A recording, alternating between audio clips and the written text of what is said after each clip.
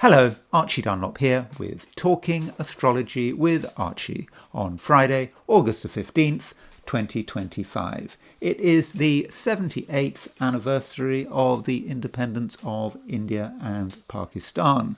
India became independent on August the 15th, 1947 at midnight, and Pakistan got its independence very slightly earlier, just before midnight on August the 14th, 1947. So India and Pakistan have very similar horoscopes. And in this video, or at least at the end of this video, I want to talk about the astrology of these two countries.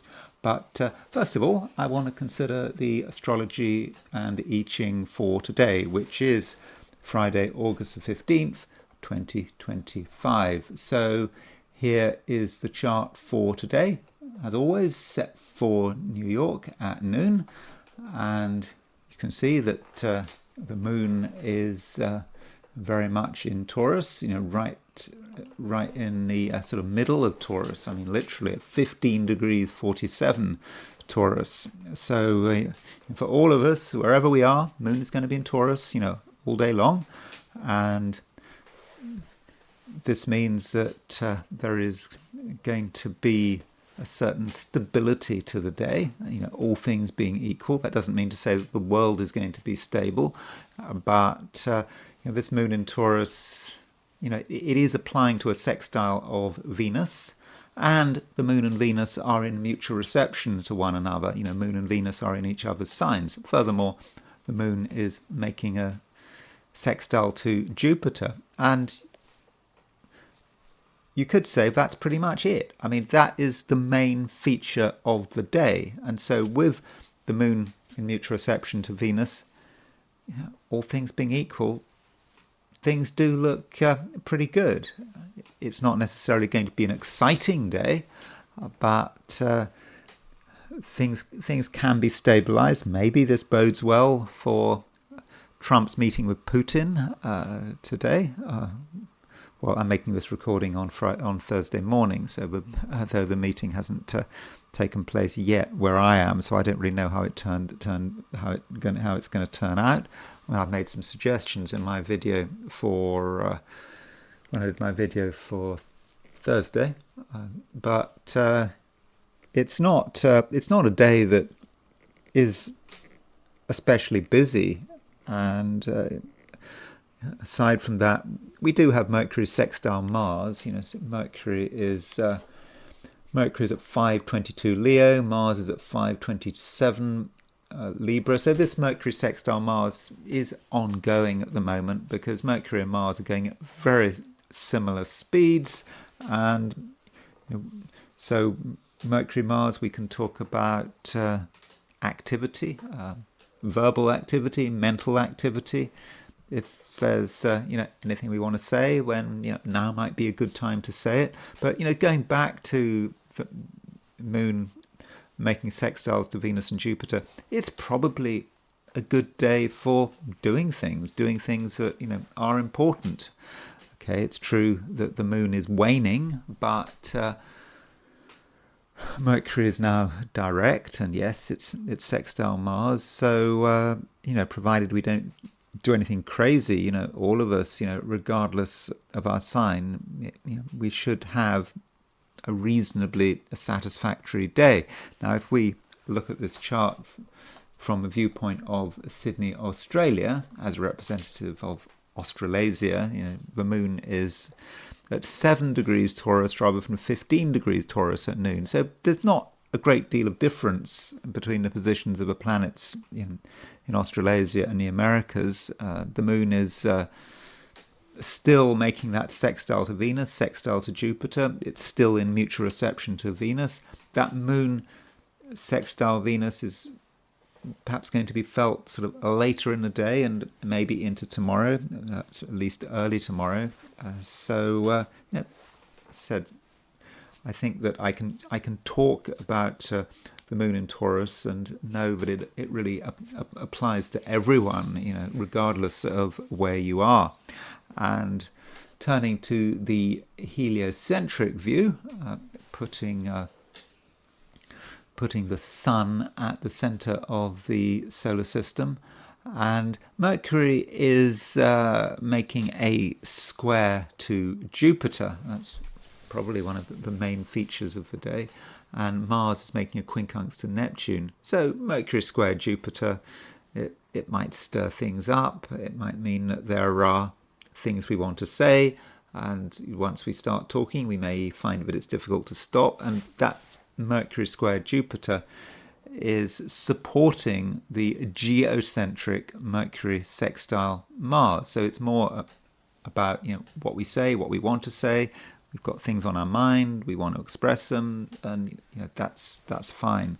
And also Earth is still applying to a square of Venus. So Earth square Venus is perhaps something connected with how we relate, how we're trying to relate, not necessarily to the people who we know very well, but perhaps to people in general. And at times there could be some uneasiness because it's a square, and so Earth square Venus is a time when we just may not be fully appreciative of other people and the way they express themselves and the way they occur to us, and there could even be an aesthetic mismatch. What people look like may bother us, or it may bother them.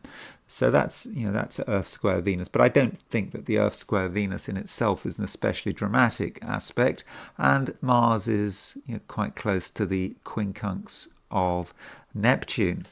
And Mars Neptune is potentially about the misapplication of energy and force.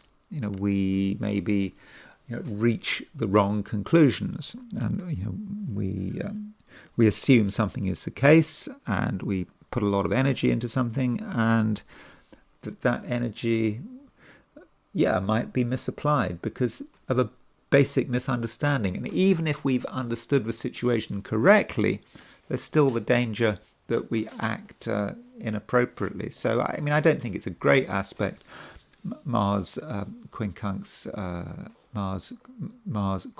Neptune, but is it the end of the world? No. It's just a quincunx. So don't forget that Mars is applying to a square of Pluto, and we may be slowly feeling that.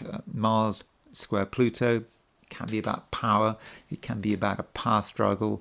So that does mean that Trump and Putin are meeting at the time of this square. It is very much a power meeting. Everyone is trying to show themselves to be powerful, and especially Trump. And it's a bit of a risk for both of them, isn't it? Probably more of a risk for Trump, but we'll see how it goes. And that's pretty much it. And astrologically today, looking at the geocentric and the heliocentric view, there's not a great deal going on.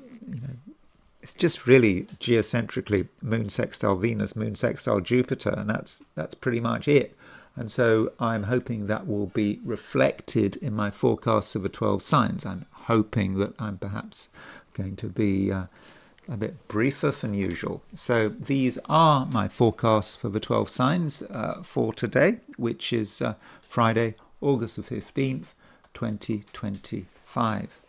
Aries, you don't have much to do. You shouldn't feel obliged. If you want to just stop what you're doing, make sure that everything is properly worked out, not feeling any pressure, that is fine. And we just looked at the heliocentric view, and heliocentrically we had a quincunx between Mars and Neptune.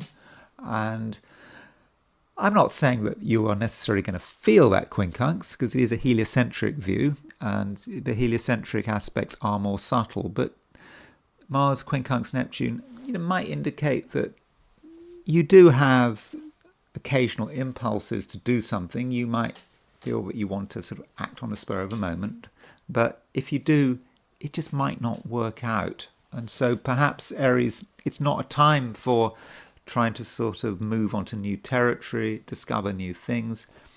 Perhaps it's instead you need to just focus on what you've got, what you've got in front of you.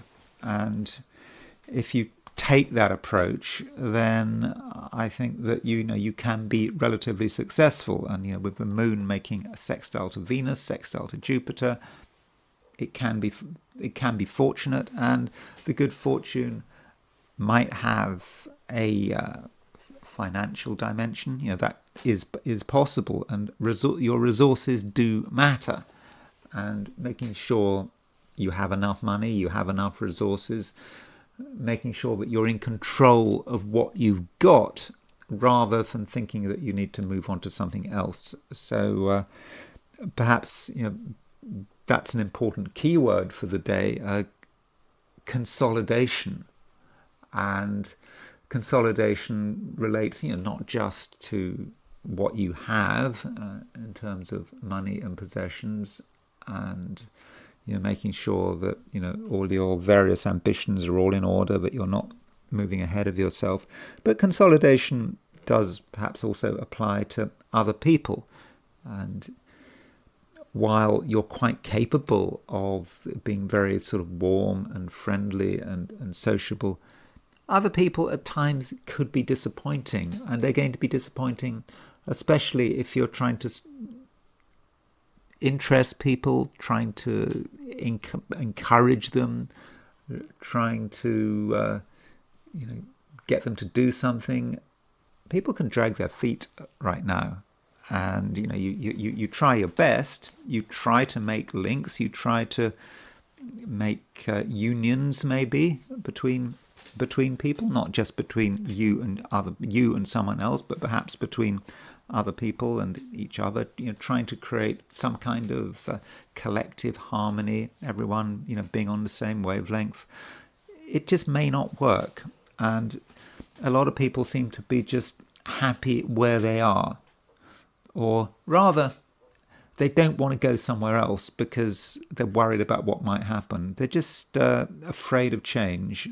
And perhaps Aries is just a time to sort of leave people to their own devices.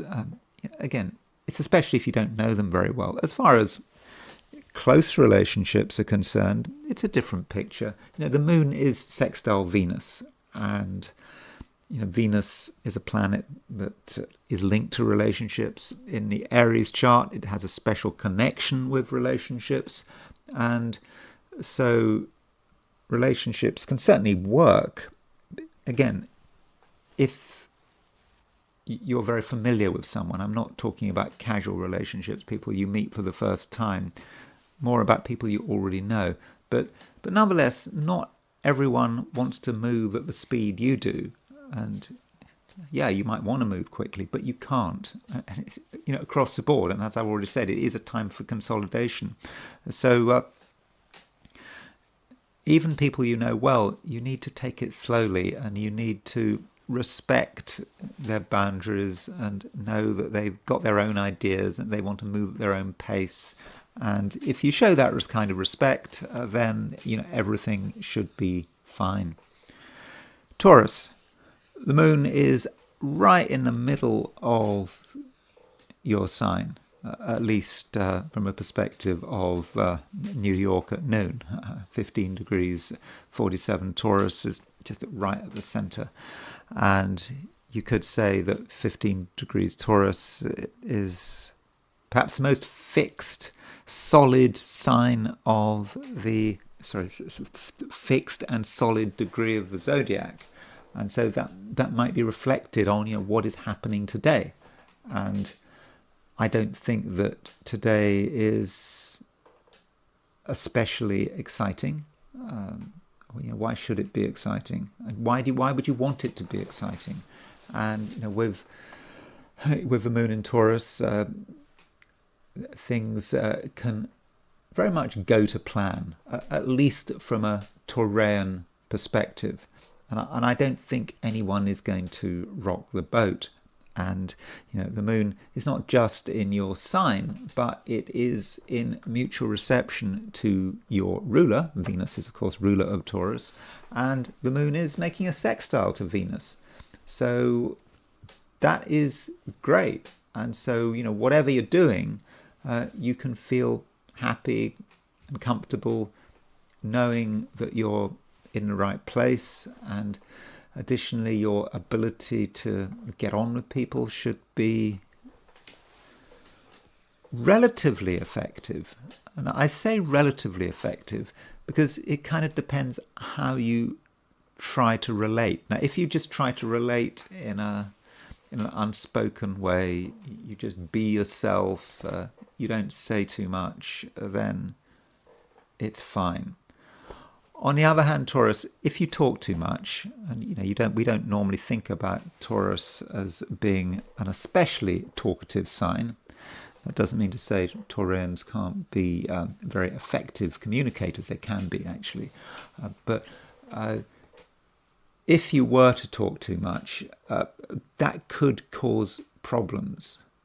And maybe it's like, when you're talking about the details of something, and you're getting someone to respond and getting them to think, then they might start saying things which aren't very helpful, or you don't approve of, or you might be just disappointed with what people say and with their attitudes. So the less said, the better. Just be with people, and that's fine.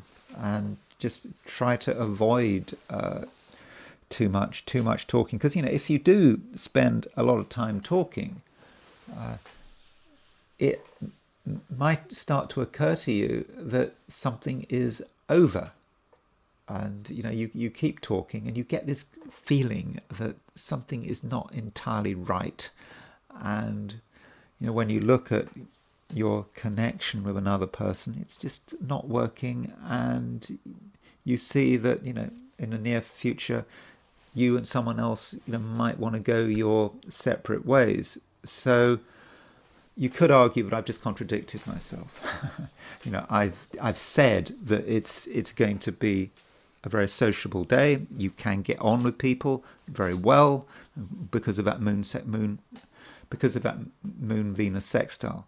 But I'm talking about a particular kind of relationship, a relationship which is not just about words, and ideas.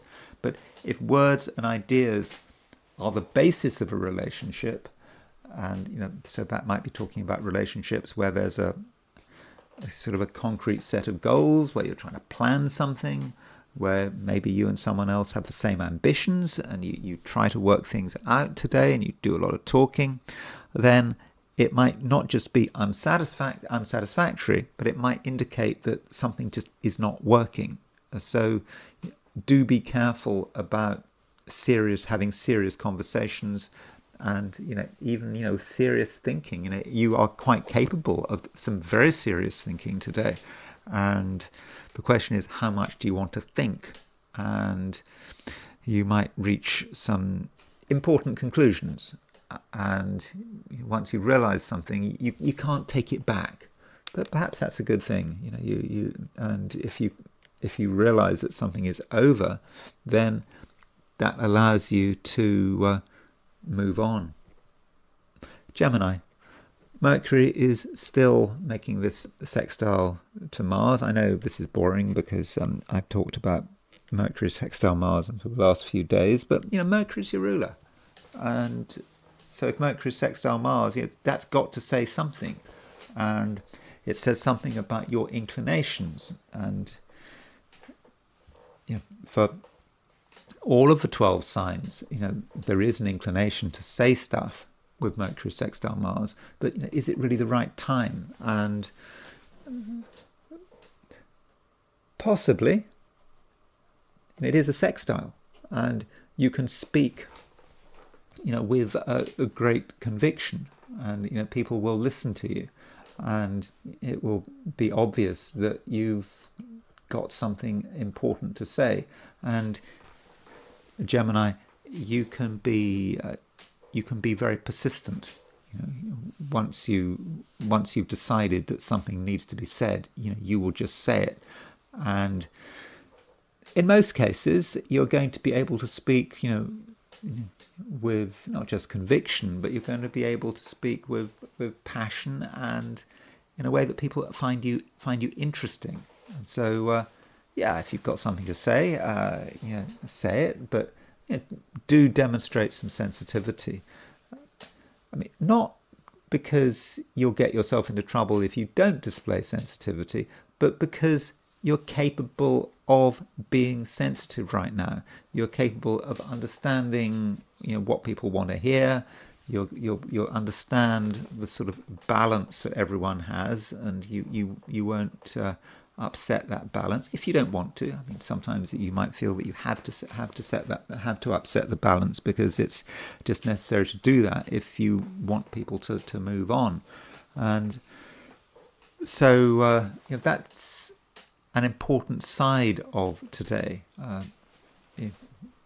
Really, saying what's on your mind, provided it's the right thing to do. But are you going to be in the mood for just talking all day long? No, not necessarily. Many Geminis are going to really appreciate their own company. You don't feel that you necessarily have to be with anyone, and at the same time, you may feel that if you really want to make effective use of today, perhaps there are certain things you need to be doing and planning and working with, on your own. And the main aspects today, aside from Mercury sextile Mars, we've got Moon sextile Venus, Moon sextile Jupiter. Those are great aspects. They're great aspects for everyone, and those sextiles perhaps allow you to do some preparation, and if there's anything that you're not happy about, you feel that things should be better, and that includes better on a material level. So if you feel that things could be better, then the work you do on your own could be very very effective. So you don't want to have a day when you're just spending all your time talking, surrounded by other people. That would not be an effective use of the day's energies. And if you can spend time focusing on your own private activities and on your own private ambitions, you have ambitions, and you don't always need to share these ambitions. And if you can work on them in your own way, then that would be great. And finally, there is relationships. Well, the moon is sextile Venus and the moon is sextile Jupiter. Jupiter is ruler of Sagittarius. Sagittarius is your opposite sign. So moon sextile Jupiter does allow you to get close to someone, and it's not in a particularly assertive kind of way. You just have to be natural, and that's what moon sextile Jupiter, moon sextile Venus is about. It's in sort of negative signs. Moon in an earth sign. Venus and Jupiter are both in water signs. You have to be subtle, and when it comes to the people that really matter to you in your life, I've just talked about Mercury sextile Mars, but it's not a time where you really want to be saying very much. You can just be yourself, and if you just can do that, and not say more than you have to, then that is the right approach. And it's all very low profile, but slowly but surely you can start to understand another person, and most importantly, they can start to understand you. Cancer. I think Cancer, it might be a pretty good day. I'm not saying that there are going to be fireworks, but in general, you seem to be quite fortunate at the moment, and it is a time, Cancer, where you are fortunate, and we can extend this right out until June of next year, because Jupiter is in your sign until June of next year. But there are times when that Jupiter in Cancer is particularly prominent. And today the moon is making a sextile to Jupiter, and it's making a sextile to Venus. So that indicates to me, Cancer, that you're going to have more than your fair share of good luck. And you have to be careful there. I kind of don't want to tell you that you're going to be lucky, because if you think that you're going to be lucky, that might encourage you to be complacent. I'm not encouraging you to just do nothing and expect things to just happen all by themselves, because that's not the way it works. And you should be active, and you should be looking for opportunities. And ideally, with the moon and moving through Taurus, nice place for the moon to be in, exalted in Taurus. But with the moon in Taurus, you can, I think, greatly benefit from being in company, from meeting as many people as possible. Not, though, in a way that is exhausting, spending all your time going from one meeting to another. It's not like that. You're doing it in a sort of a gentle way, making sure that lines of communication are open. And you never know what people can come up with. They might just give you good conversation. They might just give you good vibes. They might come up with something concrete, something that you need, something you want. And at the same time, Cancer, do think about your aspirations. And an aspiration is not the same as an ambition. An ambition is something fairly mundane that you want and you feel you need to put the effort into getting. An aspiration is something, I would have said, deeper than that. It's about what you want to do with your life, where you like to be going, where you feel it's the right place for you to be going. And at the moment, you can really focus on your aspirations, and your aspirations can be reflected by the people around you. So you talk to people, you listen to people, and that tells you something about yourself. And this can work in several ways. You might hear something that is supporting. Someone seems to be on your wavelength. But even if someone is not on your wavelength, someone is saying things that are just totally at odds with what you believe, that itself is important, because sometimes one has to define oneself by realizing what one is not. And so you might be aware of someone with a set of ambitions or goals, and you listen to them, or you start to understand what someone wants, and you realize that this is just not you, that you are a million miles away from this person. Doesn't mean to say you hate them, dislike them. They might be a good friend, they might remain a good friend, but priorities will be different. And so with moon sextile Jupiter and moon sextile Venus, perhaps through the connections you make, through your social interactions, you just get a better understanding of yourself, and you're able to define yourself. And maybe that's what it's all about. And in order to define yourself, you have to know not just who you are, but who you are, what you are not, and that really does matter. And aside from that, Cancer, I think that relationships at all levels should really work.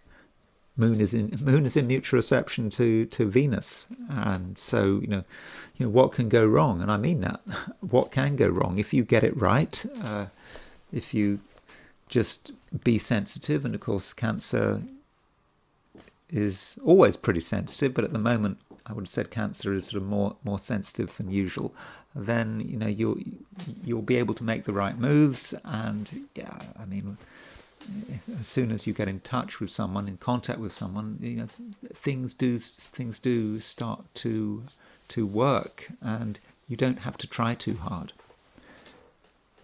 Leo, you are aware of what's happening and how things are going, and you are not just some isolated individual who is just following their own path without having to worry about what other people are doing, what's going on in society, what's going on, politically, economically. No, it's not like that. You're very aware of it all, and there might be events and realizations today which really do drive home the fact that you live in a society,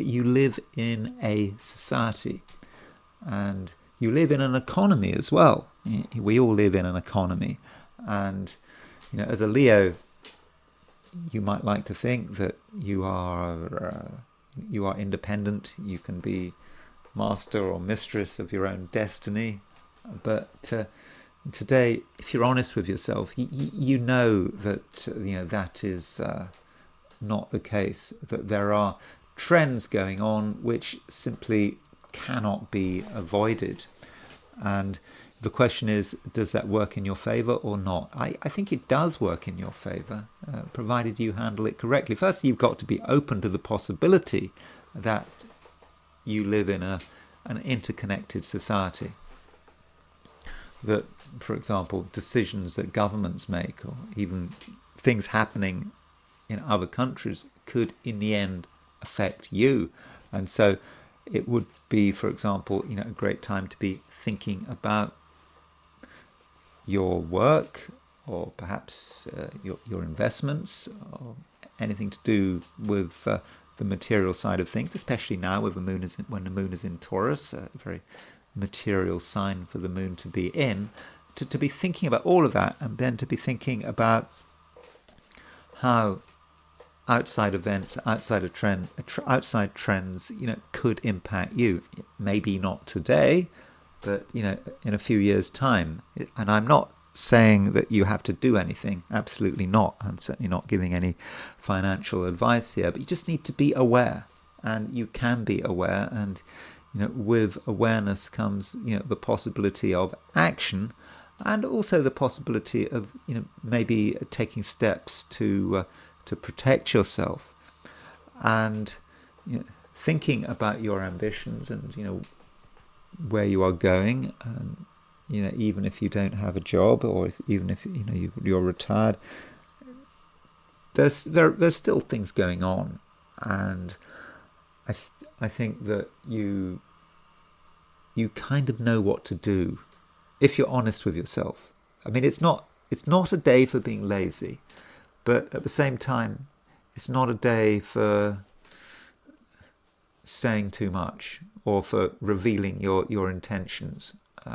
There are some things, Leo, that you just have to work through on your own, and you know what you're doing, and it could be the less said the better, even though Mercury is sextile Mars. In fact, Mercury is exactly sextile Mars. So with Mercury exactly sextile Mars, there are certainly lots of things you have to say, and that's fine. But if you are saying things, don't talk about yourself. Don't talk about what you're currently working on. You can talk about things that concern you, but not things that are directly relevant to your own interests, because if you were to do that, you might be weakening yourself, not necessarily because you're giving away secrets, but there can always be that sort of uncomfortable feeling when you've said too much, when you have broken the sanctity of your own secret world, your own private world. It becomes less special when you talk about it. And I do think that in terms of what you're trying to achieve, there's still a lot of work in progress. It can be very successful work, but I think it would spoil it if you discuss things with people who really don't need to know. Virgo. Still, there is Mercury sextile Mars, and this aspect does persist. And why do I continue to talk about it? Well, today, Virgo, there's not a great deal happening astrologically. It's it's a day when there are three main aspects, as far as I can see. There's Mercury sextile Mars, Moon sextile Jupiter, Moon sextile Venus. So Mercury sextile Mars is the main, indeed the only major sort of non-lunar aspect. And so with Mercury sextile Mars, you are thinking a lot. I mean, I know that with Mercury, one can say that it's about talking and communicating, writing emails. So that's one aspect of Mercury. And that might say something about you and what your inclinations are, but it's also about the way you think. And I think Virgo today, there could be, quite a lot of thinking, a lot of things that you're trying to work through, that you're trying to understand. And, once your brain is switched on, well, it just keeps moving. And so, what kind of things are you analyzing? Are you trying to work out? Well, it could be things that are fairly material. There may be some money issues that you feel can't wait, and that's your inclination.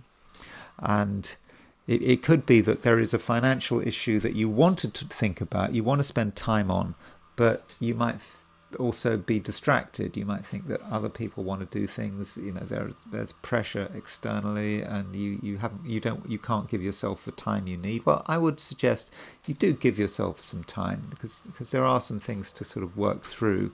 And it's not that there's a problem here. I think that Mercury sextile Mars is quite a constructive aspect, and so there are things you can do and think about and organize that can just make things easier for yourself, and can perhaps lead to a profit or to a saving, or perhaps you might just notice something that just needs to be changed, and if you make that small change, then you can very much benefit in a material way.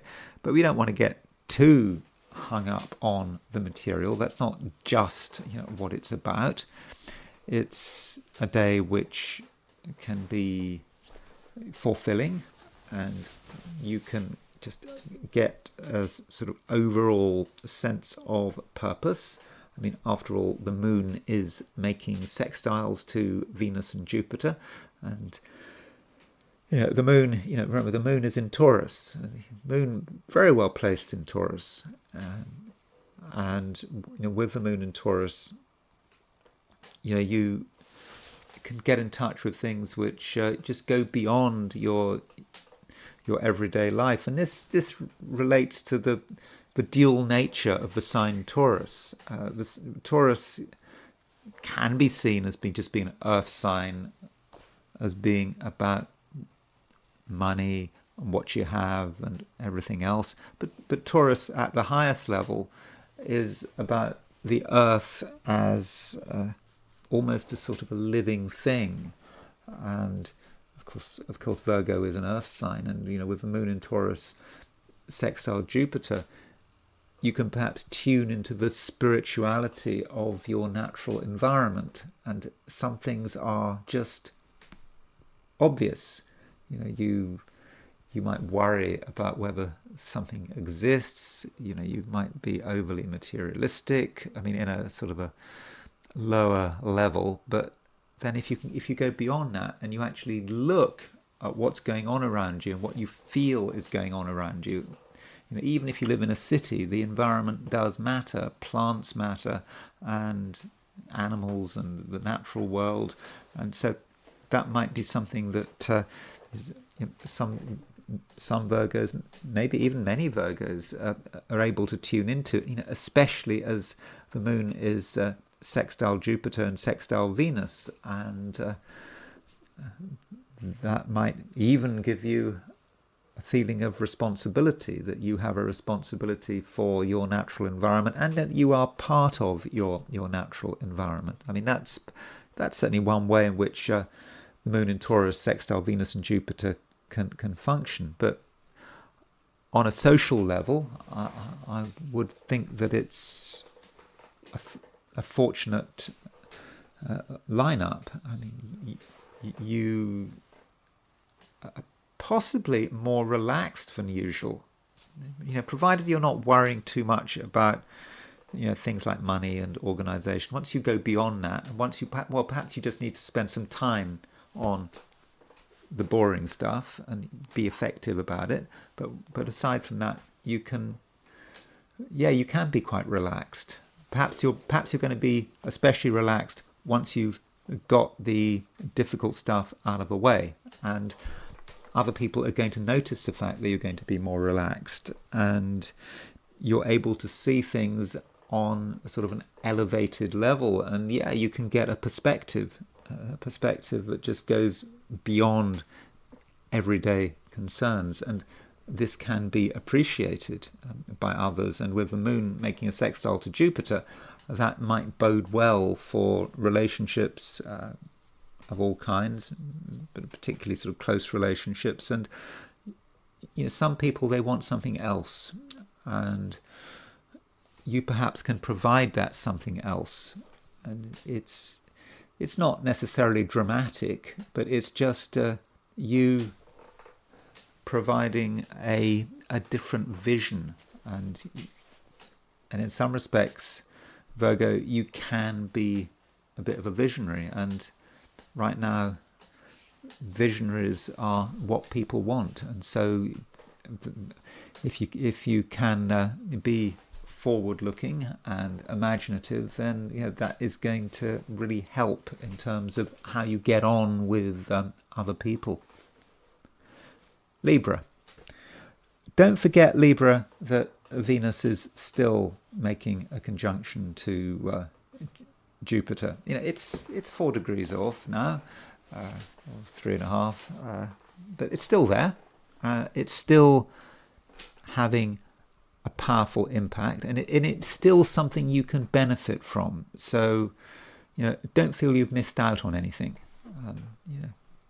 I know that this Venus conjunct Jupiter has been around, all week, but it's still there for you if you want it. And it's Friday, sort of end of the working week perhaps, and so make sure if possible you're able to sort of continue taking advantage of it. Remember, this Venus Jupiter conjunction is taking place in a high profile sign in your chart, and so if you want to see something through, then now might be the time to do it.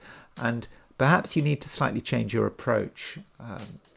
The moon is making sextiles to Venus and Jupiter, and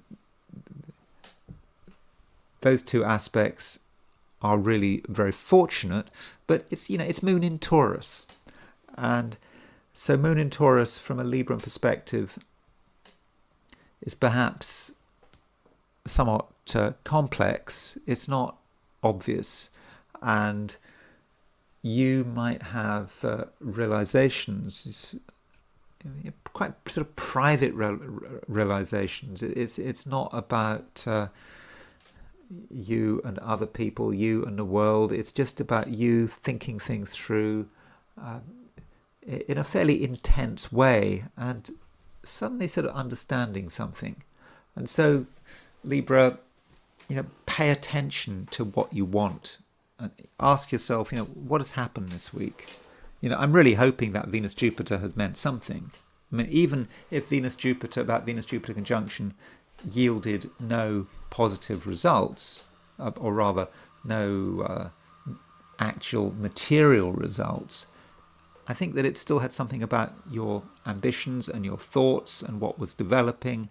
And now, with the moon in Taurus making a sextile to Venus and Jupiter, perhaps you need to look at it all again and look at it from a different angle.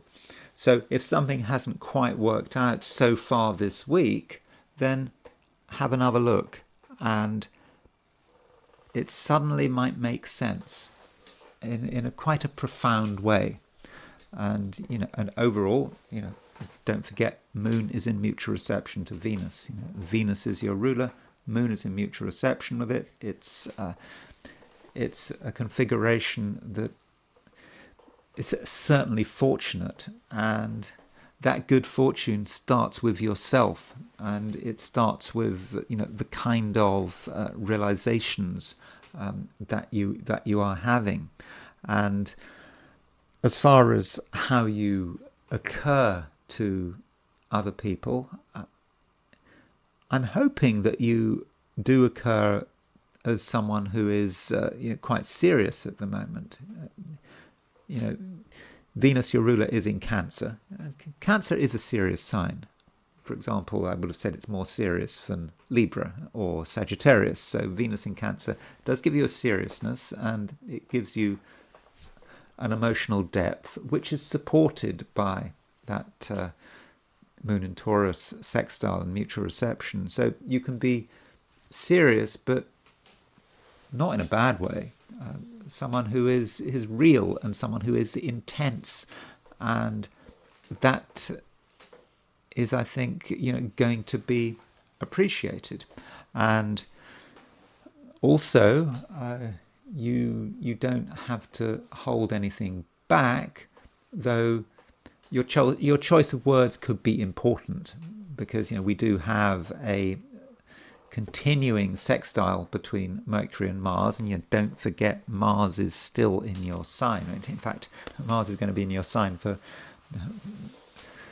quite a long time, not until I think it's September the 22nd that Mars moves out of Libra and into Scorpio. So Mercury is making the sextile to Mars, and so with that sextile to Mars, it does allow you to really say what's on your mind. And if something annoys you, or you want to get someone's attention, Libra, then you can speak in a very slow and deliberate way, which leaves no room for interpretation or imagination. It will be very, very clear what you mean to say. And sometimes Librans can sort of dance around. They can say things which can be interpreted in different ways because they don't want to make a commitment. They don't want people to jump to conclusions. But it's not a time for that kind of ambiguity. Just be very clear about what you mean, and you will make a powerful impression, and it will mean that you find yourself in a position of strength. Scorpio. There's still a lot you want to express. You have strong feelings, and you have powerful ideas, and you're maybe conflicted.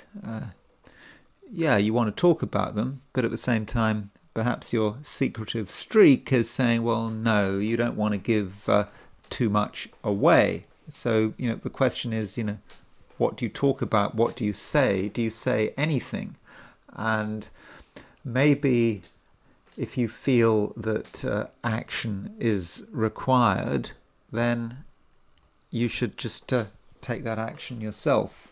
And maybe you don't need to talk to anyone. So the question is, what is the underlying psychological reason for talking, for communication? And it just might be about a release of energy. It might make you feel better. It might be a more comfortable alternative to taking action. And so maybe, Scorpio, the best approach today is just to think things through, and don't necessarily feel any great need to explain yourself. I mean, you'd love to explain yourself, but if you were to explain yourself, would you be able to explain yourself properly? Or would there be a possibility that you might say too much? And that's not something you want to happen. Scorpios would be horrified if they were to sort of reveal all of their secrets, or even to reveal any of their secrets if it was done accidentally. You didn't mean to. You said something that was unnecessary, and once you've said it, you can't take it back. So when it comes to what you say and what you write, what you communicate, then you should probably err on the side of caution, and also work out what you can do on your own, because your mind is on great form right now. Now, as far as other people are concerned, yeah, you might like to do everything on your own. You might feel that is the best approach, and I think in some respects you would be right to think that.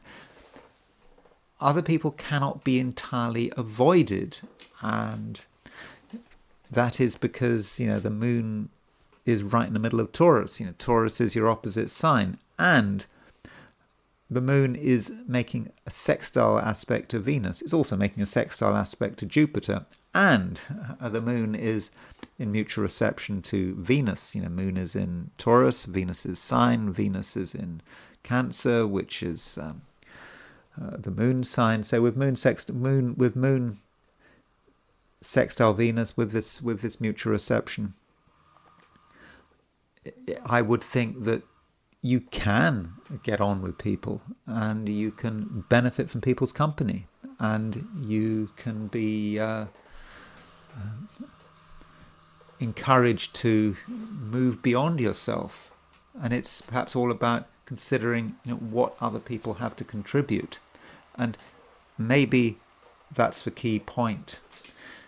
Today is primarily a day for listening and for observing and for acting, but you act in your own way. You don't have to involve other people in what you're doing, but in a social sense, listen, observe, really hear about other people's ideas, and as far as you're concerned, keep it to yourself. There's nothing you have to say, because all the benefit, as far as you're concerned, is about gaining from other people's insights and other people's knowledge, and perhaps from other people's mistakes.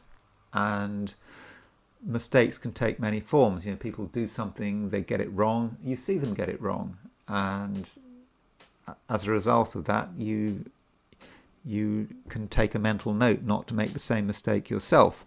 And additionally, someone might reveal something they shouldn't reveal, and so that gives you extra knowledge. So don't feel that it's unfair that other people are doing all the talking. It's right, and the less you say and the more you think, the better. And at the same time, with other people, there are lots of people around. Not many people are going to be super important, and you have to really separate the wheat from the chaff. There are a couple of people who are of supreme importance, and are of supreme value, but most people are not of much consequence. And you might find when you really listen to what people are saying that it's all rather unimpressive. And they're talking about the past. They're just going over old ground. And that in itself can be useful for you to see how stuck some other people are. And so don't allow yourself to be disappointed by what you hear from some people. But I said it's all about separating from the wheat from the chaff. With the moon making a mutual reception to Venus, there are some people who really are incredibly inspired, and they can inspire you if you give them a chance. But it's just a couple of people. Maybe it's only one person, and everyone else is subsidiary, and you can observe them, you can watch them, but in the end you don't have to take them too seriously. Sagittarius. There's still things, Sagittarius, that just need to be done. And at first you don't really want to do it. You're thinking, well, what is the point? You've got better things to do, and you're looking for a change, and you might be looking for a change in many different directions, and you might just assume that somewhere that capacity for change exists, but it probably doesn't, and the day will just continue as it starts. And at first that might sound disappointing, but it is what you make of it. And if you're prepared to do what is required of you, then you should quite soon find that you're on the right track. And so if there's something not right, that you might be inclined to complain about it, but if instead you just decide to sort it out all by yourself, then that's going to be fine. That's going to work very well. And a serious and considered approach, Sagittarius, is going to be rewarded. And you perhaps should take the time to understand what is in front of you, to understand that things have many layers. It would be nice if you could just look at the surface layer, but you have to go deeper and deeper, and this applies to everything that you come across. So everything new that you come across today, has to be analyzed and analyzed again. And if you say to yourself, "Oh, that was easy," then think again, because things that appear very easy are potentially quite deceptive. So if you think you've done something quickly and there's nothing more to be done, you look at it again. And if you look at something again, you'll realize, I think, that it's perhaps more complicated than it seemed at first. But don't worry about it, because Sagittarius, at the moment, you're absolutely able to deal with complications, and you don't have to deal with everything on your own. You can get insights from other people. Mercury is making a sextile to Mars, and so Mercury sextile Mars could be about another person giving you a different view, and perhaps being more positive than you. Because right now, Sagittarius, you do have a negative streak. I mean, it's not that you're feeling depressed about anything, but things do feel a bit slow, and you might assume that's the way things are, and you do need some positivity, and that positivity can be provided, by the right person. Someone has got something to say. Someone has got ways of inspiring you, and so you don't have to think that it's all about you. That you have to do everything. It's up to you. You can get some support from sort of interesting people, but Sagittarius, if you do feel that things really are stuck and that things just aren't moving, don't worry. I mean, I think that by and large, your own persistent efforts should be enough to get things moving. But if you find that your own efforts really are not being successful, you feel there is a real block, then you can make a sudden decision. You can do something on the spur of a moment that can change everything. So never feel that you're stuck today. Don't feel that just something can't be done. It can always be done. There is always a way, and if need be, you have that inner power to create real effects. Capricorn, Moon is continuing to move through Taurus. In other words, the Moon is still in an Earth sign, and from a Capricorn perspective, that's good news, I think. You're an Earth sign. You appreciate having a bit of Earth. It gets things moving. And additionally, the Moon in Taurus is making a sextile to the North Node. It's making a trine to the South Node. And so that means that you have a clear sense of direction and where you should be going and where you shouldn't be going. You're not inclined to speculative thinking and for going sort of beyond the situation. And I think that is important. You might see something that doesn't entirely make sense and you just want to pursue it to the end. You just want to ask sort of endless questions to work out why it's doing this, what's going on. But you don't need to do that. You don't need to overthink it. Sometimes things are obvious. And how do you tell whether something is obvious? Well, it can just be your own feelings. Your own feelings are telling you what is right. And if you listen to your own feelings, you'll be fine. And there's no need to ask loads and loads of questions or to do loads and loads of research, because some things really are obvious.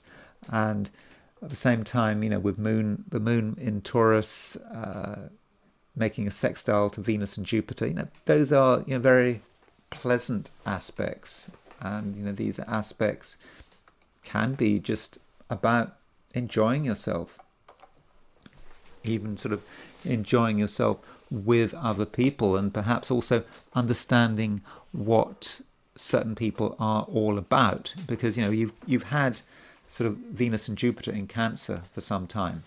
Cancer is your opposite sign. It's a sign that's in the Capricorn chart is connected with relationships, and so there might have been people around you who you were certainly very aware of, but you didn't fully understand what their role was and what they represented.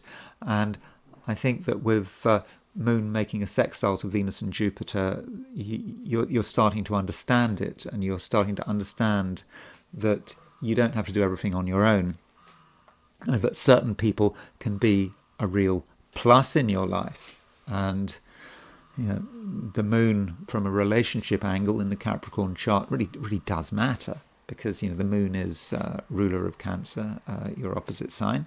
And so with the moon in mutual reception to Venus, in sextile to Venus, that should bode pretty well for your various relationships. And you'll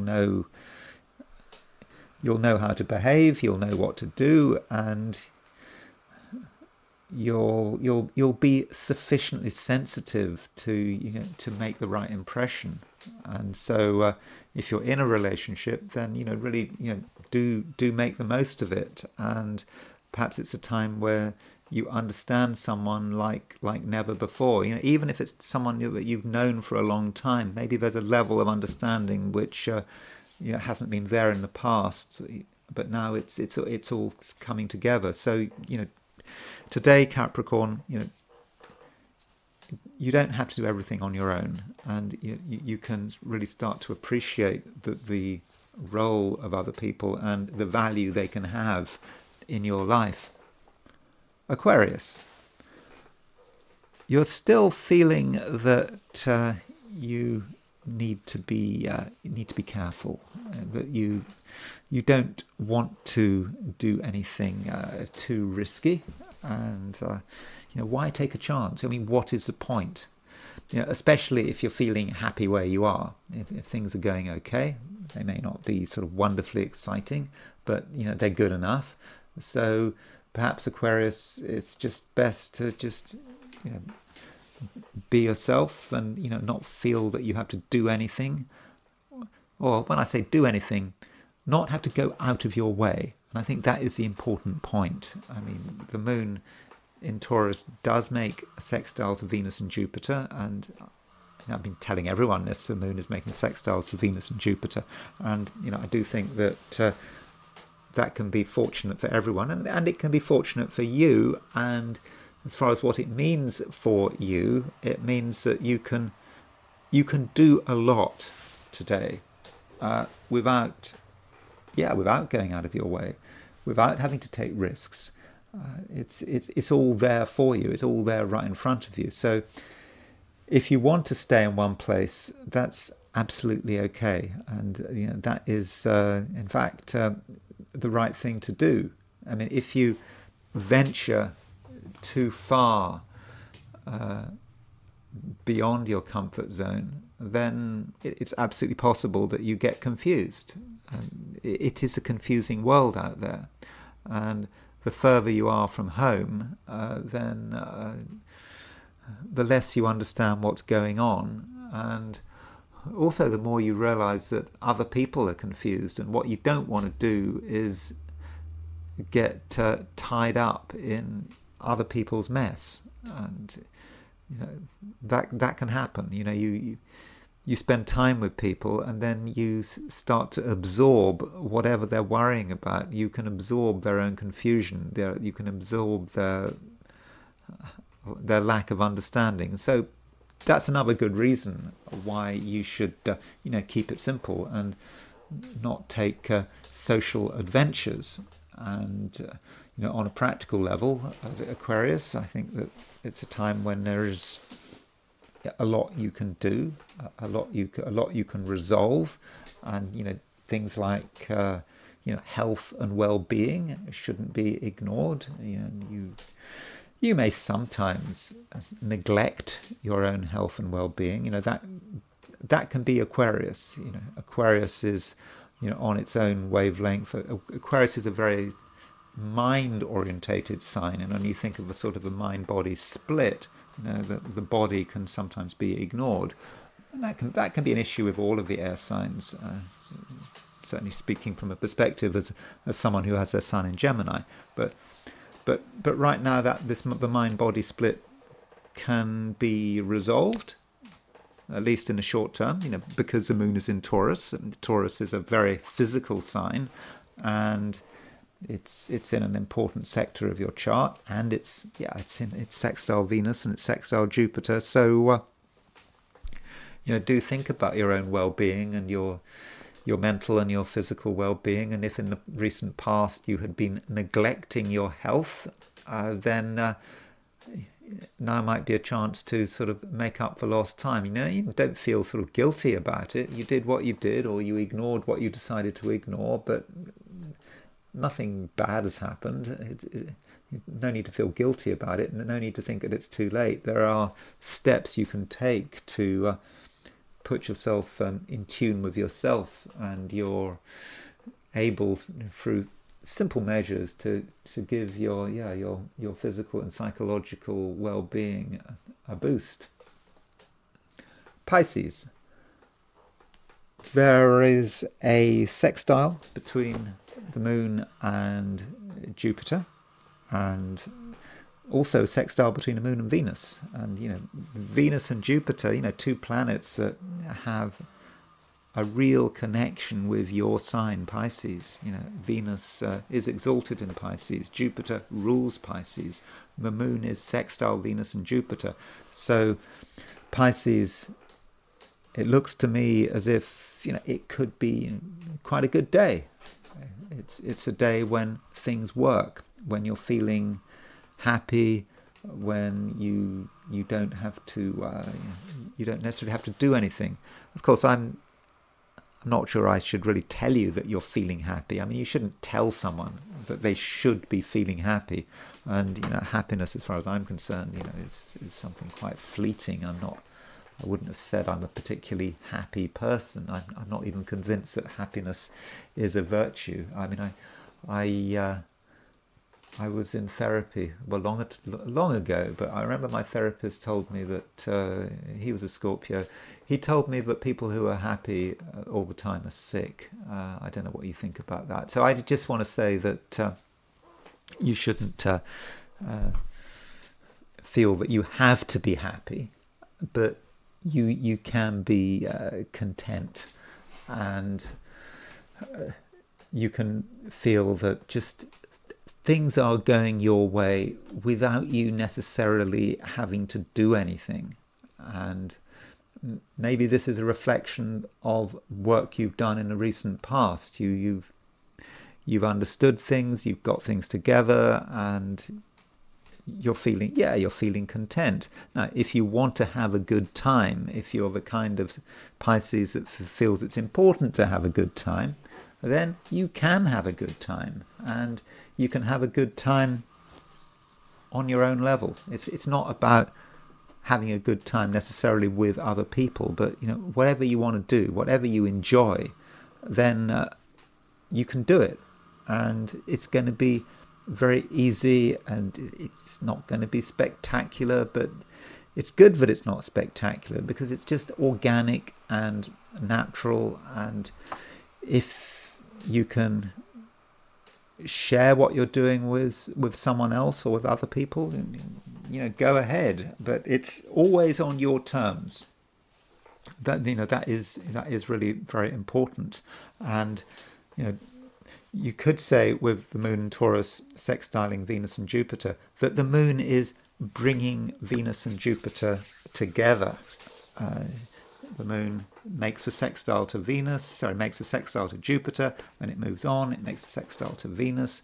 So the moon has a unifying function, and it might be that events, low profile events, not huge events, just events, allow you and another person to drift together and realize that you've got things to say to each other, that you're on the same wavelength. When this meeting or moment of sort of unison, it might not last very long. It may just be about just a time of sort of mutual understanding, and it's an understanding that is supportive of you, but you don't need other people. If you don't want other people, you don't have to have them. So, the overall message, Pisces, today is, it's quite a simple message. It's just a day when you can really be yourself. If you share that with another person, that's fine. If you don't want to share it, that's also fine. And you could say that it might even be one of the best days in the year, but not in a spectacular way. You shouldn't be looking for action. But if you want action, if you feel that something needs to be done, that something isn't moving fast enough, and you really feel that it's up to you to make a change, then Pisces, that is absolutely something that you are able to do. And those are my forecasts for the 12 signs. And so it's now time to switch to the I Ching. So I asked the question, what is Friday going to be like for those watching the I Ching section of this video? And the first hexagram I got was hexagram number 9, the taming power of the small. And this hexagram is encouraging us to have a realistic approach, not to think we can take on too much. Indeed, we needn't take on too much. Just we should be satisfied with very small moves. We're not trying to solve anything. We're not trying to sort out the world's problems. We're certainly not not even trying to sort out our own problems in a sort of a final and total way. And if we've got big plans, then maybe we should put these plans on hold. There really is nothing that needs to be done, and we can be happy with very small amounts of progress. And we do have two lines moving. The bottom line moves and the top line moves. And the bottom line is probably talking about responsibility. And it might be that we've gone too far, or we're starting to go too far. And we've realized that we can't take it any further. And now it's time to normalize the situation. And it's a very easy process. And the I Ching perhaps just talks about returning to the path. We perhaps have drifted off this path. We saw something interesting and exciting and shiny, and we wanted to see what it was all about, and we explored it as far as we could. But hopefully we realized that we were taking on too much, and it was a very natural and organic process by which we return to the path. And so we proceed, and we proceed slowly, and We're certainly not looking for drama. This hexagram is, one of those hexagrams, as the I Ching likes to say, dense clouds, no rain. There's possibilities there. We're aware of these possibilities, but nothing much is going to be happening until we get to the sixth line. Now, the sixth line is talking about success, and we might surprise ourselves that we are successful. And we're not successful because we did anything dramatic. It just happened, and it was just very easy. And the I Ching sort of talks about the weak principle being successful, and of course it being the I Ching, which is a sort of a fairly hierarchical, traditional view. It associates the weak principle with the female principle. So do understand me here. I'm just referring to a traditional text here. I'm just telling you what the I Ching says, and it takes that further. Perhaps the female principle is successful, and you might take that literally. Maybe it's talking about a successful woman, a woman who is successful perhaps in a surprising way, and she doesn't have to do much to be successful. It just happens. It just works. And that's the good side of this moving line. But there's also a warning. If you are successful, if suddenly something moves, something works, and it may be unexpected because you didn't really think that you'd done enough, then immediately you have to watch out, because there could be a problem here. And that success could be taken away. And it may be because the weak element has been successful, but perhaps because it is the weak element, its success might not be assured. And that would especially be the case if it takes something too far. And so whatever you do, if you hit your targets today, whatever those targets might be, don't go further than you have to. It's better to stop early rather than to go on too far. But if you handle things correctly and you know when to stop, then this should actually work quite well. And so you get the success, but you don't push it, and you're not arrogant about it, and you're aware that nothing can be taken for granted. Now, 2 moving lines, that means that we move to a second hexagram, and the hexagram we move to is hexagram number 48, which is the well. And this reminds us of what we should be trying to achieve. The well is not a dramatic hexagram. The well represents something that's just always there. We always need wells. There is always a place to draw water. At least you hope that's the case, unless you get sort of huge drainage projects, wetlands get drained, aquifers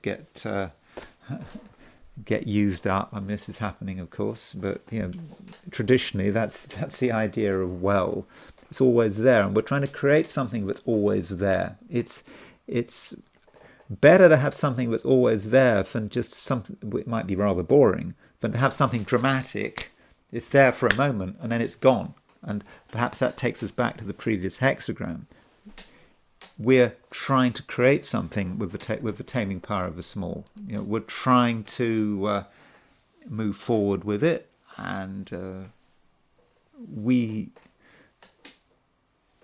are successful. And as soon as we're successful, we should be thinking about maintaining what we have, because if we push things too far, we risk everything. And what we're trying to create is something long-term, something that's always there for us, like the well. The well is somewhere where we can always draw water from. We just need to make sure that that well is in good condition. We don't need much more. And so the well can be the result of our success, but it shouldn't be a dramatic success. If we take it too far, we could lose everything, and we could indeed lose the well. And so we've lost something which we really needed. And so taming power of the small, be satisfied with a small success. And it might be an unexpected success, but don't push it. Maybe that unexpected success happened because of luck. Don't assume that it happened because you were wonderfully clever, but if you keep on being clever, you can gain more and more. It's not like that. It's very important today to know when to stop. And finally, I want to look at India and Pakistan. And when I'm looking at India and Pakistan astrologically, there are a number of issues. Firstly, India and Pakistan have very similar charts. There are countries like this. It's like if you look at the horoscopes of Slovakia and the Czech Republic. They used to be Czechoslovakia. They split on January the 1st at midnight 1993, and their respective capitals, Prague and Bratislava, are not too far apart. And so that means that the horoscopes of Czechoslovakia, of Czech Republic, or is it now Czechia? I get confused. Czechia and the Slovak Republic, are pretty much identical. So what you do? Well, what you can do is you can look at previous horoscopes. If you've looked at past videos, when I've looked at Slovakia, for example, there are a number of other charts for Slovakia that I believe that one can use. So that is one problem that one has with India and Pakistan. And another problem at the moment, and it's perhaps an area that I might be vulnerable to criticism here, is that you will know that I'm quite obsessive about times of birth, that I want to be sure, if I'm using a time of birth, that it is confirmed.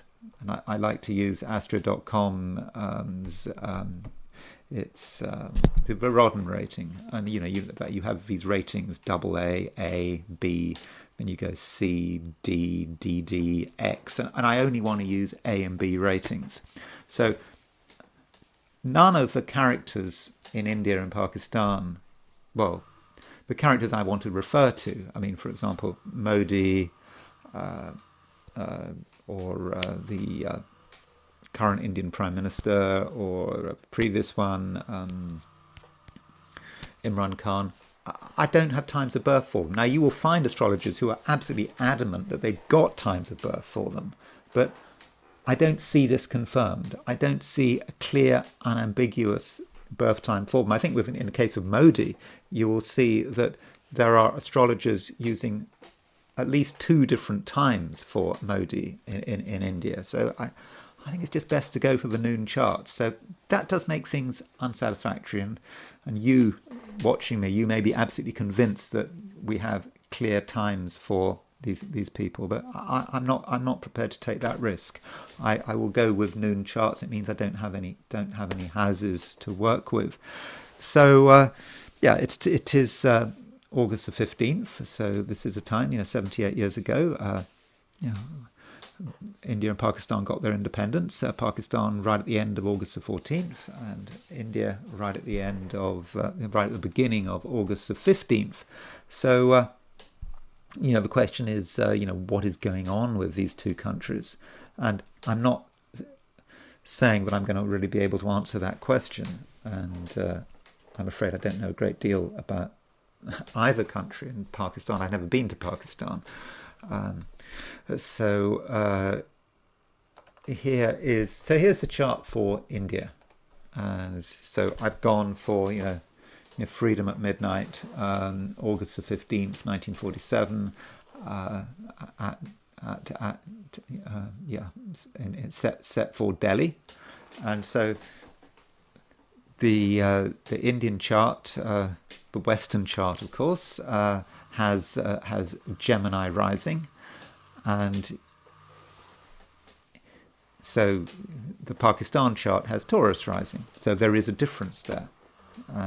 But aside from that, aside from the angles, if you just look at the planets, the Indian and Pakistani charts are almost sort of identical. I mean, so for example, India has its moon at 27 degrees 6 Cancer, and Pakistan has its moon at also at 27 degrees 6 Cancer. So, their moons are in the same place. As you can see, Pakistan has Taurus rising rather than Gemini rising, and so what do you do about it? And they are very different countries. The two countries have had very different trajectories. For example, in Pakistan, the military has had a huge role in its government. The military seem to be the ones calling the shots. If they don't approve of a prime minister, the prime minister goes. Sometimes the prime minister even gets hanged. So it happens. Was it Benazir Bhutto's father? He was hanged, wasn't he? So the army is in control. Now, India, there's not a tradition for the army being in control. I mean, you can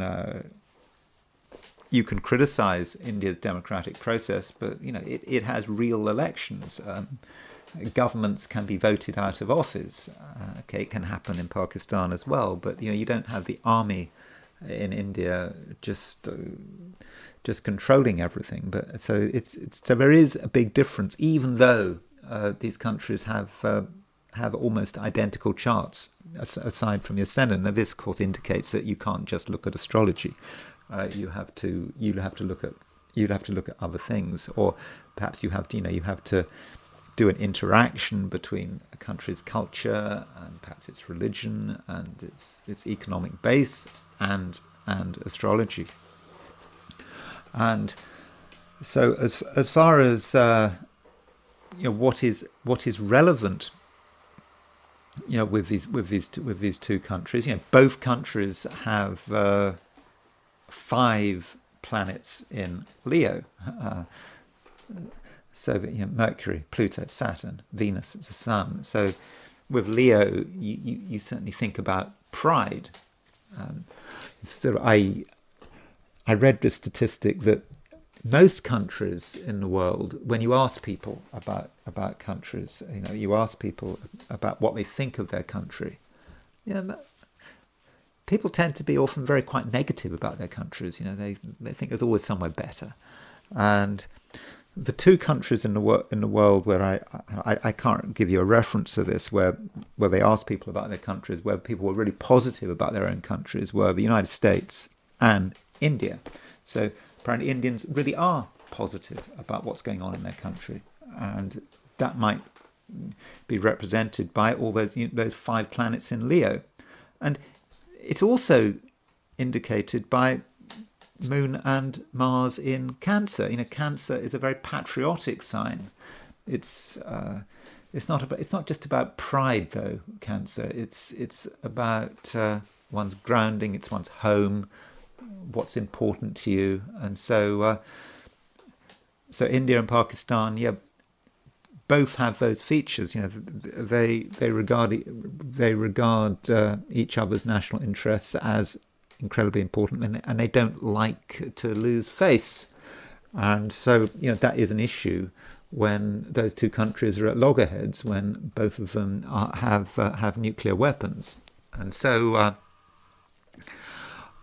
what's happening at the moment? Well, if we look at both countries, we know that India and Pakistan both have Mars at 0 degrees Cancer, and Mars on the solstice point. Mars is a warlike planet. It is a planet of war, and so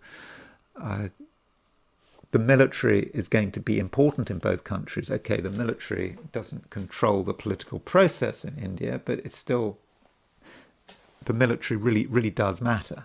It's important for both countries, and I think that might be related to Mars being at 0 degrees Cancer.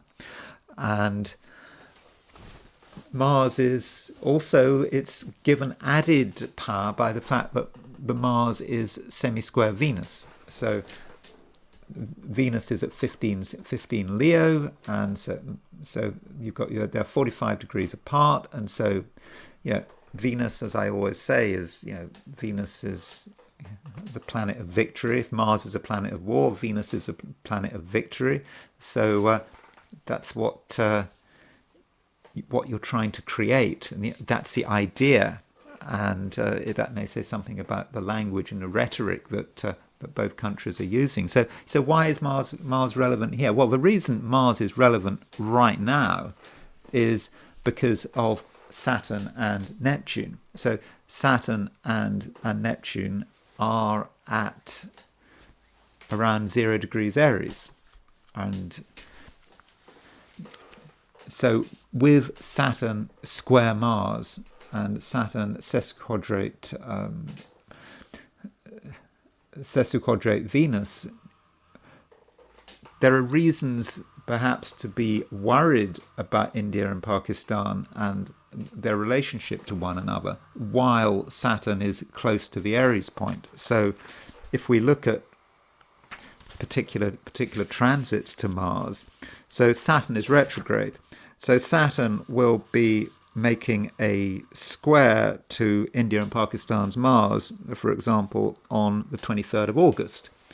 And so that's coming up. That's in about a week. Now, I'm not saying that that's when there's going to be a conflict between the two countries. I'm not saying that. But, the rhetoric is already increasing. I was looking at the news just before I sort of put out this video, and, Pakistan has just announced that it's going to be setting up some new rocket force, and it was saying sort of, don't mess with us, or, we've got nuclear weapons, and, something like, we can destroy half the world if we wanted to, or words to that effect. And Mars is in a water sign, and that might also be relevant because a current bone of contention between India and Pakistan is the fact that India is messing around with the Indus. So the Indus is this huge river. I believe that there are 250 million people in Pakistan that are dependent on the Indus. And so India, in response to that terrorist attack in Kashmir, in Pahalgam, has sort of cut off, was threatening to cut off the Indus. I'm not quite sure what that means. Of course, Pakistan is saying no way. Pakistan is saying, if you mess with the Indus, we're going to come and get you.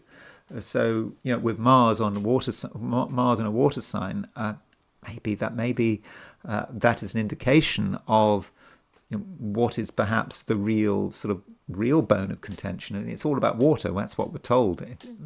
Future wars are going to be about water, and so clearly water is an issue here. And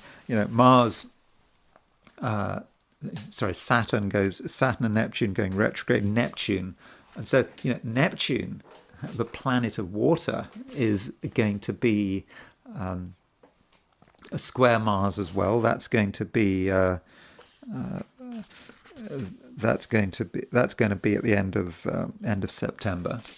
Remember, both Saturn and Neptune are going retrograde and sort of hitting at Mars, and so both countries who have been at war with each other. They've fought wars with each other. Both are nuclear powered. Both have, in both cases, Saturn and Neptune is squaring their Mars. And of course, Saturn and Neptune, they go retrograde. They go out of Aries, but then they do return to Aries. And so Saturn and Neptune will be back in Aries next year. I don't think we need to sort of worry about sort of particular dates. But so that's one issue, with these two countries as far as the distinguishing features are concerned. So this is a chart for Pakistan, and so Pakistan has Jupiter on the descendant, and so Jupiter on the descendant might represent heavy support from other countries. one interpretation of Jupiter in the seventh is that you benefit from other people. And so you benefit from other people's generosity. And so, who has been supporting Pakistan? Well, China has been supporting Pakistan, and so has the United States. Certainly, for example, in the 1971 war with India, you remember Kissinger was scathing about India. He really couldn't care less about India, and wanted to give Pakistan all the support it could get. And maybe India hasn't quite forgotten about it. Here is Trump trying to get India to stop importing Russian oil. But in 1971, it was the Soviet Union that supported India in its war against Pakistan. And as far as Pakistan is concerned, it's had support. If you look through the Afghan war, the Americans were pouring huge amount of military resources into Pakistan. I mean, when I talk about the Afghan war, I'm talking about the war where after the Soviets invaded. So that might be how that Jupiter is working. And with Imran Khan losing that vote and ending up in prison, you could say that is because of American intervention. The United States did not like the fact that Imran Khan was trying to be neutral in terms of the war with Ukraine, and so the United States put pressure on Pakistan, and as a result, Imran Khan lost the premiership and ended up in prison. And so maybe that Jupiter in Scorpio in the seventh house is not very desirable.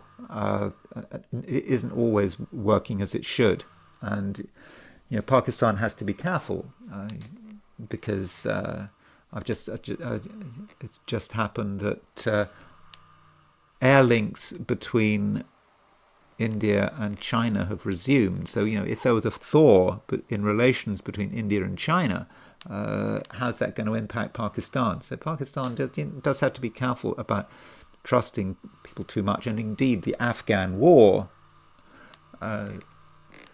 support for the Americans' efforts to undermine the Soviet invasion, it did cause Pakistan huge damage. You could say it completely destroyed the country, and in terms of allowing various terrorist groupings and various jihadi groupings to gain a foothold and to start to have a political influence. So that Jupiter in the seventh, doesn't necessarily work very well for Pakistan. They have to be careful about that. And turning back to India, so India has 0 degrees Gemini rising. And of course, 0 degrees Gemini, what's that telling us? Well, Uranus. So Uranus is in Gemini. Uranus moved into Gemini in July the 7th. And perhaps we so far have not seen the full impact of Uranus moving into Gemini, Uranus crossing in India's ascendant. But, Uranus goes retrograde and it goes forward again. So it's going to be something quite ongoing. And Uranus in Gemini, well, it could be about war. It could be about change and how India deals with its foreign policy. And India has the North Node India has a North Node quite close to the ascendant. I mean, so does Pakistan. But North Node, it's important to be independent for a country to think for itself, and that's perhaps one of the problems that India is having to grapple with right now, with this pressure from the United States to stop importing Russian oil. But it needs Russian oil because it doesn't have any oil of its own. It needs cheap oil. I mean, that's essential for India's industry. And inflation, it could, inflation, particularly in the oil price, could really mess India up. And so we've got Uranus on the ascendant, and that may be difficult to deal with. And of course, when Uranus crosses the ascendant, it will also make a semi-sextile to Mars. So you've got all these planets, these outer planets, Saturn, Uranus, Neptune, Pluto in early degrees. So that's hitting India's ascendant. It's also hitting India and Pakistan's Mars. So we can see some potential for conflict there. And when you're talking about India's chart, it's obviously a Hindu country, and one does wonder to what extent astrologers were involved in the timing of India's independence. I don't know. Maybe they weren't involved at all. I think that that Nehru, who became India's first prime minister, I think he was fairly secular. I don't think they'd necessarily be worrying too much about astrology, but I think it's worth considering what's happening astrologically from a Vedic perspective. So, and there is one observation I'd need to make about India and Pakistan's horoscope. So here is the Vedic chart for when India became independent. So what I wanted to really focus on was Mars. I mean, I don't even know to what extent one can look at the Vedic horoscopes of countries as opposed to individuals. I mean, I don't know. I mean, Vedic astrology is not my main technique. As you'll know if you've been looking at my videos, I tend to focus on Western astrology, but I have some familiarity with the Vedic approach. And what I find interesting is Mars. Now, Mars is, from a Vedic perspective, is the strongest planet in India's chart. And if you use Shadbala, which is this sixfold method of evaluating the strength of the 7 planets, not the Rahu and the North Node, Mars gets 1.63. I mean, there you can see there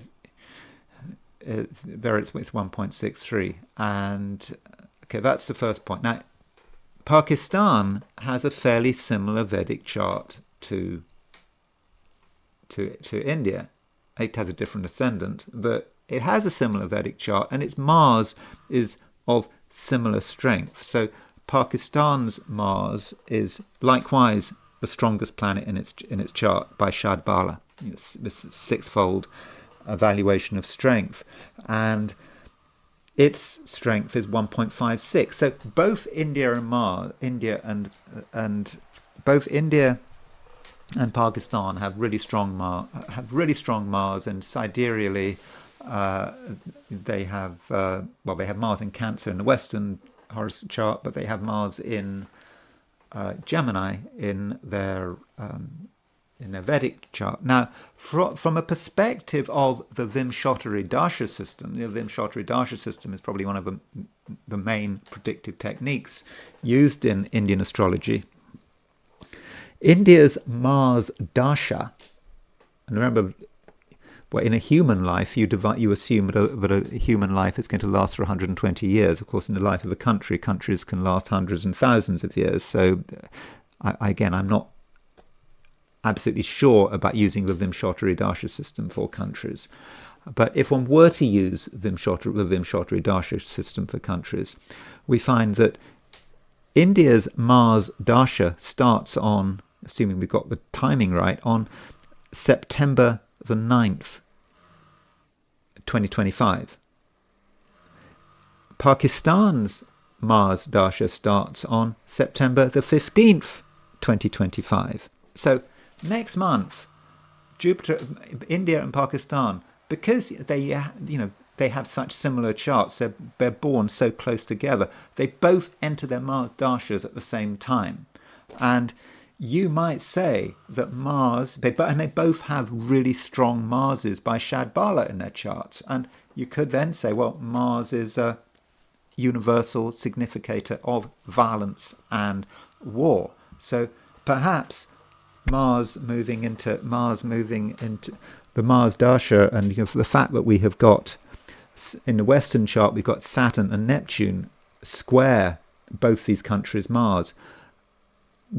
We perhaps should be worried about the next year, and don't forget India has got Uranus on its ascendant, so things could be happening, and I think that there's reason to be nervous here. And although Mars, the Mars Dash, it's not just about war. It could be about the country asserting itself. It could just be about a change. That when you have a Dasha change, there is a change. That whatever happened, over the last, say, 10 years, whatever was going on, I don't know, since 2015 is changing. We're now moving into something else. And so going back to the Western astrology, I just wanted to look at a few personalities in India and Pakistan. Again, I'm just bear in mind, I don't know much about Indian and Pakistani politics, but I'm trying. So as far as India is concerned, we've got Narendra Modi, and so Narendra Modi has been in power for some time. I mean, I think at the last election he didn't do as well as he would have liked to have done. So we shouldn't assume that things are all fine for him. And so here is the chart that I have. Again, my apologies for not having a time of birth for him, because there are several times of birth for him, and I just refuse to commit to one because I might be wrong. And so with Modi's chart, I mean he's a real Virgo. He's got Venus, Saturn, Sun and Mercury. He's got 4 personal planets in Virgo, and so you can imagine how difficult things were for him when Saturn was moving through Western Pisces, aspecting all of those planets, and he has so he's got Mars in Scorpio, and so those are a few thoughts about the chart. We don't know what sign his moon is in, his Western moon. His Western moon might be in Sagittarius, it might be in Scorpio. His Eastern moon, his Vedic moon, is going to be in Scorpio. And of course, moon in Scorpio, all things being equal, it's not the greatest place for the moon it's not the greatest place so the moon in Scorpio is not the greatest place for the moon to be in, and so that would mean that he would have a moon Mars conjunction in his Vedic chart, and so that may be telling us quite a lot. Now, I don't feel that I can say a huge amount about his chart because I don't have a time of birth, and that is a problem. With a lot of the people I'm going to be looking at, well, I'm just going to look at 3 or 4. But from the perspective of solar arc directions, there is something going on which we really need to be aware of with Narendra Modi. So at the moment, his solar arc directed Uranus, so he is going to be about 75. He's about 74. He's just coming up to 75. It's going to be his 75th birthday today. His solar arc directed Uranus is moving on to his Sun Mercury conjunction, and so there's his Saturn Sun Mercury conjunction. So solar arc Uranus moving on to his Sun, about to move on to his Mercury, and it's really quite exact. We don't know exactly when because I don't have his time of birth, but that does indicate to me that he is potentially under quite a lot of pressure, that things are not easy for him, and things can just happen. And you might say that him being Prime Minister of India, you could say that the attack in Pahalgam, which was perpetrated by Pakistani-based terrorists. That was a shock, when Uranus was on his sun, and having to deal with deal with Pakistan and a conflict, and having to deal with a war with Pakistan. But then there are other shocks going, like having to deal with Trump. So you can see that things are difficult for Modi. And additionally, by solar arc direction, his solar arc directed sun, he's got his Sun Saturn conjunction, by solar arc is now hitting his Venus. So he's got solar arc directed Saturn on his Venus, solar arc directed Sun on his Venus. What is Venus about? Well, as Prime Minister, that might say something about his relations with other countries. It may say something about his political relations. If you want to be Prime Minister of India, you've got to have all sorts of connections. You can imagine all the wheeling and dealing he has to do, keeping people sweet. And so with Saturn square his Venus, his political skills, when he must have really quite amazing political skills, and of course to be stay in power for so long, but it could perhaps be starting to unravel. And it's not just, if you look at Saturn, Sun and Mercury, those all coming together in his natal chart. That's Saturn, Sun, Mercury, move at 75 degrees, and it's making a square to Venus. So things might be difficult for Narendra Modi. And then turning to Pakistan, well, I look at the comments sections, and people ask a lot about Imran Khan. Now, with Imran Khan, remember, he's not Prime Minister anymore. He's in prison. I believe he's just been sentenced to 10 years in prison. I think on July the 31st, he was sentenced to 10 years. I mean, this seems a bit dubious. I mean, again, this is all part of the consequences, probably, of America trying to get rid of him, because they didn't like his neutrality, but there were perhaps other forces in Pakistan that didn't want him to be Prime Minister. And so here is Imran Khan's horoscope. Now, with Imran Khan, he's one of these Saturn-Neptune people, born with around the time of the Saturn-Neptune conjunction. He was born on October the 5th, 1952. A reminder that Vladimir Putin was born on October the 7th, 1952. So there are similarities between the two men's charts. And so he has Saturn at 1713. He's got a good Saturn. Saturn is exalted in Libra, and so he finds himself in prison. And what I found quite interesting about Imran Khan is his Jupiter. Imran Khan has got his Jupiter at 19 degrees Taurus, and so if we compare Imran Khan's chart to Pakistan's chart, so if we put Pakistan in a wheel, we put Imran Khan on the outer wheel. So Pakistan has its ascendant at 17 Taurus, and he has Imran Khan has his Jupiter at 19 Taurus. Now, that really does indicate that this man has a strong relationship with his country. Of course, one sometimes forgets that Imran Khan's first claim to fame was being a cricketer, and being an incredibly successful cricketer before turning to politics. And so, you could say he's good for his country.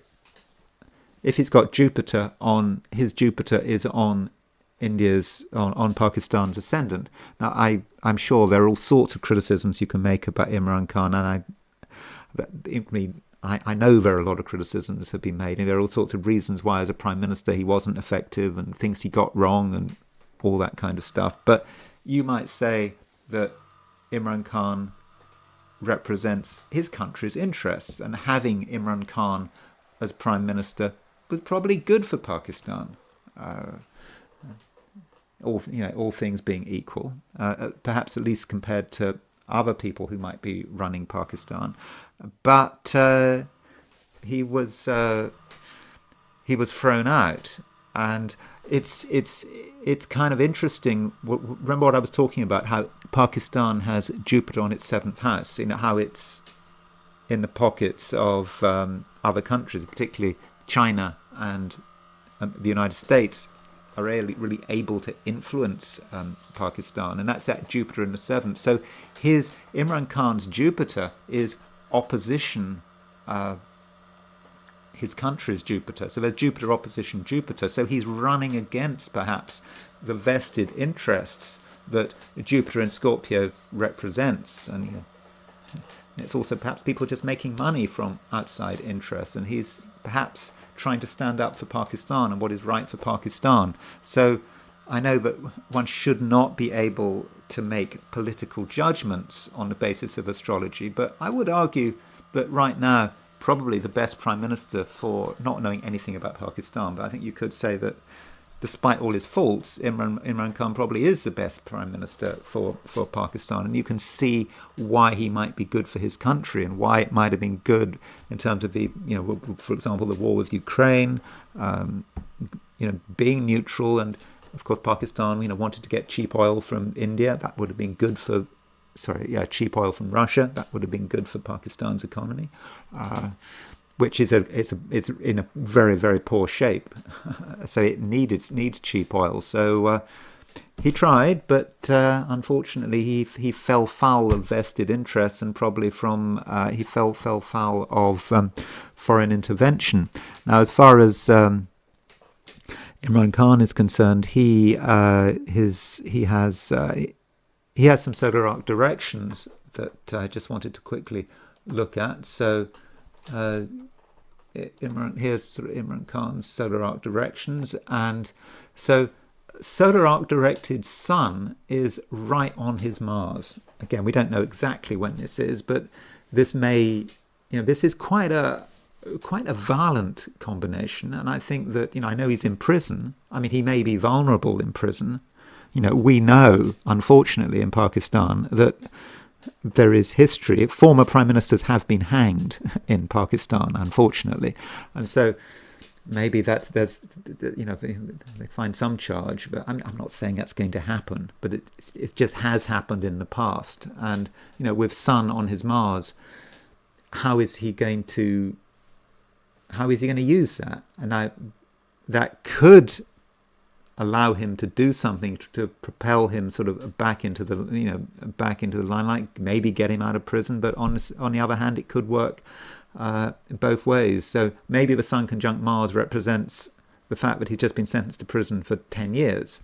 His supporters are not happy about that, and he's got a lot of supporters, and so that might represent some of the instability that comes about because of that prison sentence, and generally what's going on in his life. And if he does have to be careful in terms of what he's doing in prison, and there may be safety issues there. Accidents can happen. And he's got to worry about the judicial process, because the judicial process can do bad things. Again, I'm not saying that he's going to be executed, but I think he does have to really watch it with solar arc directed Sun on his Mars. I don't know exactly when it's going to happen because I don't have a time of birth. And then there is the Prime Minister. Now, we don't really know how much power the Pakistani Prime Minister has. I think that the power is probably with the guy in charge of the army. I did look him up, but I didn't find but I know he's born in 1968. The guy in charge of the army, and I forget his name, but I don't have a date of birth for him. But so we've got the Prime Minister.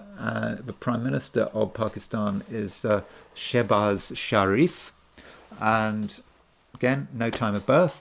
Shehbaz Sharif is a Virgo, really right at the end of Virgo. So we know that we know with Shehbaz Sharif that Saturn and Neptune are chewing up his Sun. So Saturn and Neptune are opposition his Sun, and they have been opposition his Sun, and both Saturn and Neptune are going to go retrograde back into Pisces. So that is something he has to be careful of. And additionally, he has got once Saturn has crossed into goes back into Libra next year, because it leaves Libra, goes into Virgo this year. Then let's get it straight. Saturn is currently in Aries. It goes back into Pisces, makes an opposition to Sun. Then it goes direct next year, and then it goes Saturn opposition Saturn. So the next year is going to be pretty difficult for Shehbaz Sharif, and his Sun Saturn conjunction is going to get really hit by Saturn and Neptune. So the question is he going to be able to stay the course? I think that's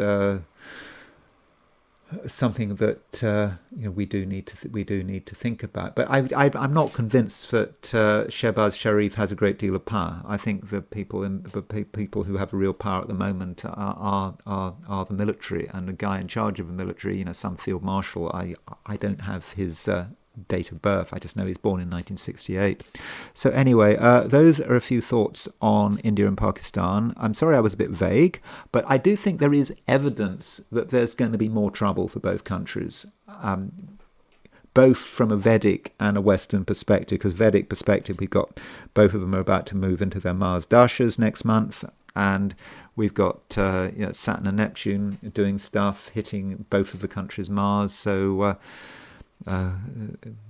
these countries need to really get themselves together and make sure that there isn't another conflict, because I do think it is a very real possibility. So thanks very much for watching. My congratulations to India and Pakistan on their independence, and I hope somehow that both countries have a prosperous year and are able to stay away from conflict. So thanks very much for watching. If you did enjoy this video, I'd be very grateful if you were to like it. If you're not subscribed, I'd be super grateful if you were to subscribe. If you want to buy me a coffee, there's a link in the description, and I will talk to you again tomorrow.